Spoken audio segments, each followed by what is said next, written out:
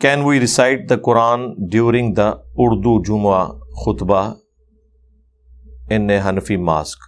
جب خطبہ جمعے کا ہو رہا ہے تو اس میں تو بخاری مسلم میں یہ حدیث ہے کہ فرشتے بھی رجسٹر بند کر کے وہ خطیب کی گفتگو سننا شروع کر دیتے ہیں، اور اس کے بعد جو لوگ آتے ہیں ان کو عام جمعے کا ثواب ملتا ہے جب خطیب ممبر کے اوپر چڑھ جاتا ہے۔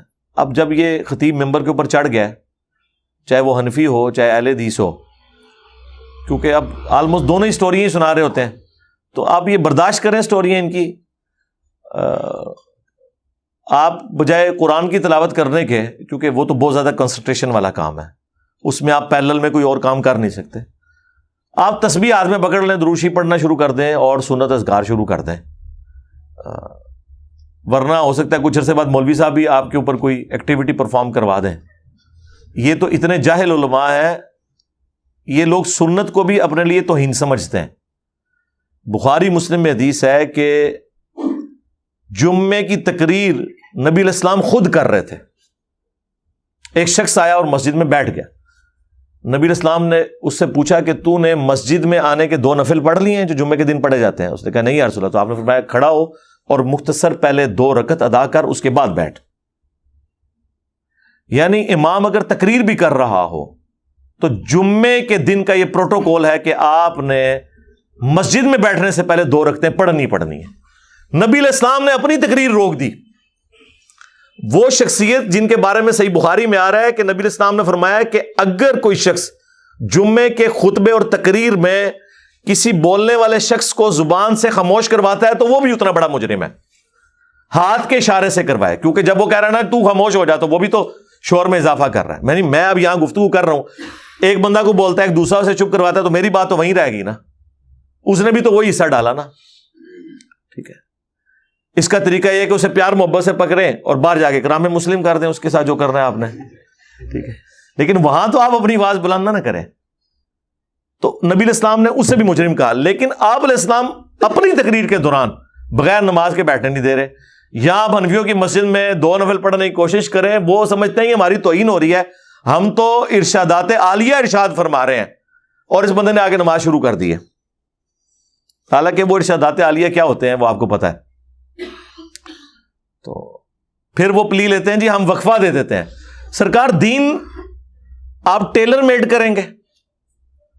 آپ کو کس نے کہا ہے یہ وقفہ دینا سنت ہے؟ وقفہ تو ہے ہی کوئی نہیں ہے، سنتوں کا وقفہ ہوگا بدعت۔ بخاری مسلم دونوں میں حدیث ہے، نبی علیہ السلام نے فرمایا جو شخص سب سے پہلے جمعے والے دن مسجد میں آتا ہے نا، اسے اونٹ نہر کرنے کا ثواب ملتا ہے، اس کے بعد جو آتا ہے اسے گائے کی قربانی کا، اس کے بعد جو آتا ہے اسے بھیڑ یا بکری قربان کرنے کا، اس کے بعد جو آتا ہے اسے مرغی قربان کرنے کا، اور جو اس کے بعد آتا ہے اسے انڈا صدقہ کرنے کا ثواب ملتا ہے۔ اس حدیث سے انڈے کا حلال ہونا بھی ثابت ہو گیا امام حنیفہ کے بغیر، کیونکہ صدقہ ہمیشہ حلال چیز کا ہوتا ہے، حرام چیز کا نہیں، تو انڈا کھانا جائز ہے، بخاری مسلم دونوں سے ثابت ہو گیا۔ وہ جی پتہ نہ چلے تو کس امام سے پوچھیں؟ سرکار اس امام سے پوچھیں جس کی قبر مدینے میں ہے صلی اللہ علیہ وسلم۔ نہیں، اس امام کا ہمیں کون پتہ بتائے گا؟ سرکار اس امام کا پتہ وہ بتائے گا جو امام ای سے شروع ہوتا ہے۔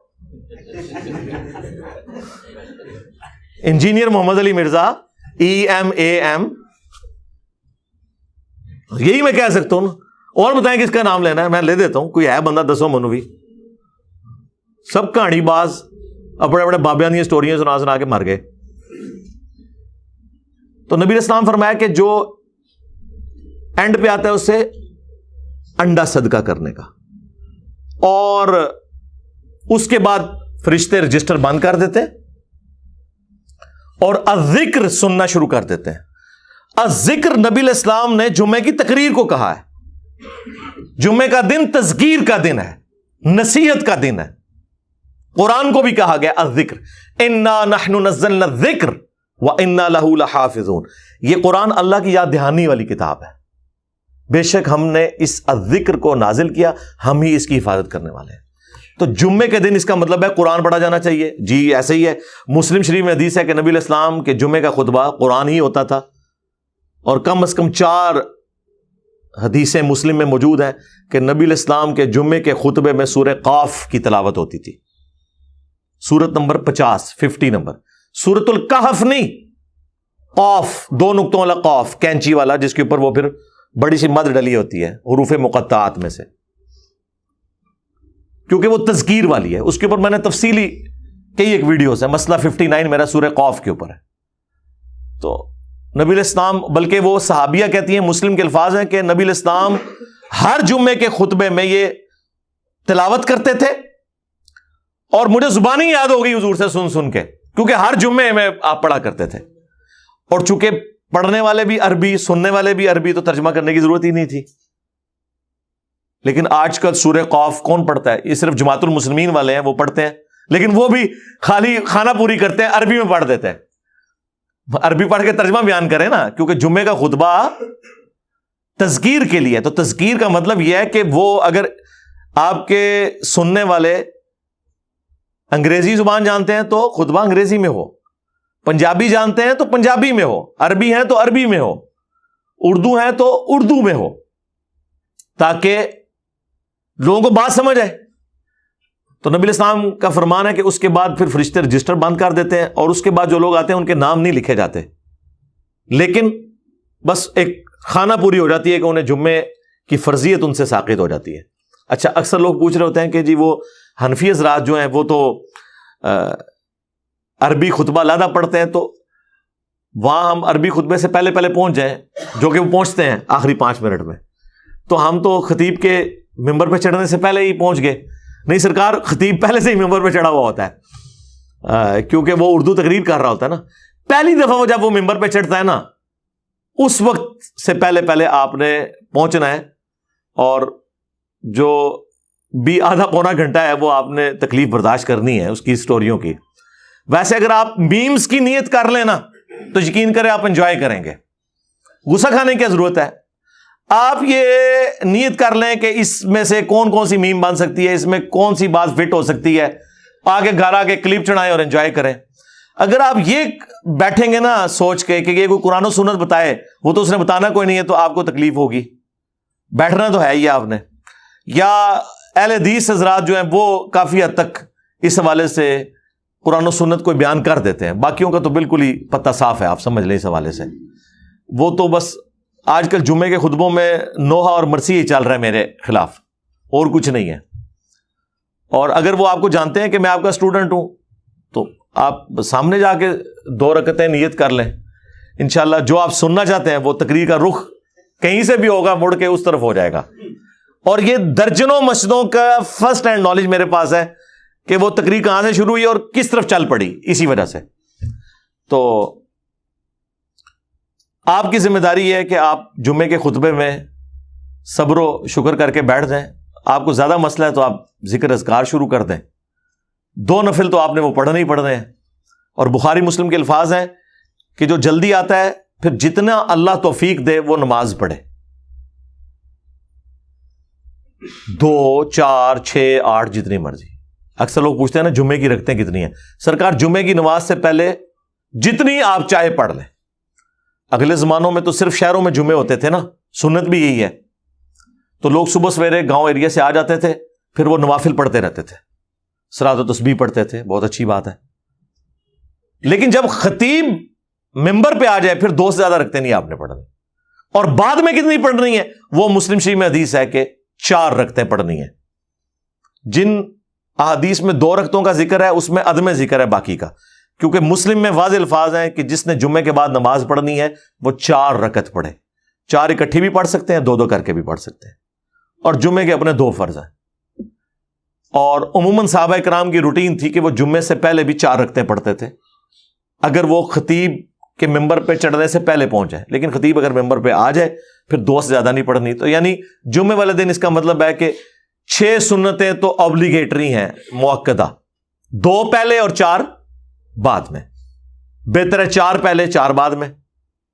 اور سیم وہی جو زور کی نماز ہے، زور میں بھی آپ دیکھ لیں کہ پہلے ہی 4 سنتیں موقدہ ہیں جو صحیح مسلم میں حدیث ہے، بخاری میں بھی کچھ حصہ موجود ہے، اور بعد میں 2 سنتیں موقدہ ہیں. لیکن بعض روایتوں میں 4 بھی نبی الاسلام نے پڑھی ہیں. جو ابن ماجہ میں حدیث ہے کہ جو ظہر سے پہلے اور بعد میں 4 رکعتیں پڑھے تو اللہ تعالیٰ اسے جہنم کی آگ سے آزادی عطا فرما دے گا، صحیح سند کے ساتھ ہے۔ تو جمعے کی ٹوٹل پھر جو آبلیگیٹری رکعت ہے نا فرض کے علاوہ وہ 6 ہیں، 2 پہلے 4 بعد میں۔ اور جمعے کے فرض اللہ نے اس لیے کم کر دیے ہیں کہ اس دن چونکہ تقریر ہونی ہے، اور تقریر بھی خدا کے لیے مجھے نہیں سمجھ آتی کہ اگر آڈینس لیٹ آتی ہے تو مولوی اپنی تقریر کیوں لیٹ کر دیتا ہے؟ وہ کہتے ہیں ہم اسے سنائیں۔ آج کل یار اولاد نہیں ماں باپ کی بات سنتی، آپ لوگوں کے ساتھ کون سی زبردستی کر رہے ہیں کہ انہیں کچھ ٹھسوا کے بھیجیں گے؟ آپ 1:30 بجے کا ٹائم ہے، 1:20 پہ تقریر ختم کر دیں، جنہوں نے سنتوں کا وقفہ دینا ہے، اور جنہوں نے سنت کے مطابق خطبہ کرنا ہے وہ تو دونوں خطبے کھڑے ہو کے جس طرح اہل حدیث دیتے ہیں وہ سنت ہے۔ اس کے بعد ڈائریکٹلی جو ہے وہ آپ 1:30 کا ٹائم ہے، پورے 1:30 بجے جماعت کھڑی ہو جانی چاہیے۔ لوگ بیچارے کس طرح آفیسز سے اپنے کام کاج سے نکلے ہوتے ہیں، یہ دیکھتے ہیں کہ لوگ 1:25 پہ آ رہے ہیں تو پھر کہتے ہیں ٹھیک ہے بدلہ لانے تھوڑے کو اسی بھی 1:45 کھڑی کریں گے۔ تو کیا ہوگا؟ وہ جتنی دیر بیٹھے ہوئے نا دل میں آپ کو گالیاں نکال رہے ہیں کہ یار یہ کیسا آدمی ہے، یہ ایسے کیوں کر رہا ہے؟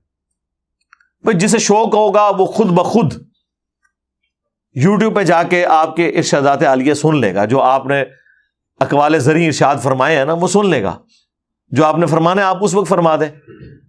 تو یہ سافٹ جو سوشل میڈیا کی دعوت ہے اس کا فائدہ ایک یہ بھی ہو رہا ہے کہ اگر کسی کو شوق ہے یوٹیوب پہ جا کے خود دیکھ لے گا۔ اکثر لوگ تو اپنی ریکارڈنگز کر کے چڑھا بھی رہے ہیں۔ پھر اگر کسی نے یہ نہیں کرنا تو آپ جمعہ ٹائم پہ ختم کریں، اس کے بعد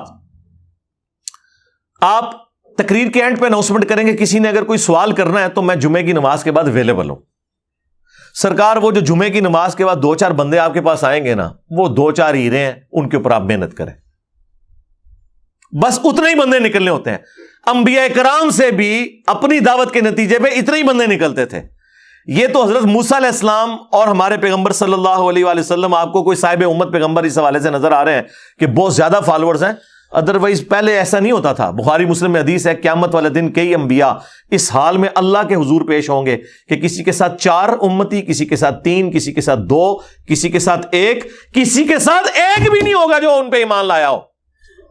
تو کیا وہ نبی ناکام ہو گئے؟ نہیں، امتیں ناکام ہوئی ہیں، انبیاء تو وما علینا الا البلاغ المبین کہہ کے کامیاب ہو گئے۔ سرکار یہ تو ختم نبوت کی برکت ہے کہ اس امت میں ملینز آف پیپل وہ عقیدہ توحید رکھتے ہیں جو نبی علیہ السلام کی مبارک زندگی میں صحابہ کرام کا تھا۔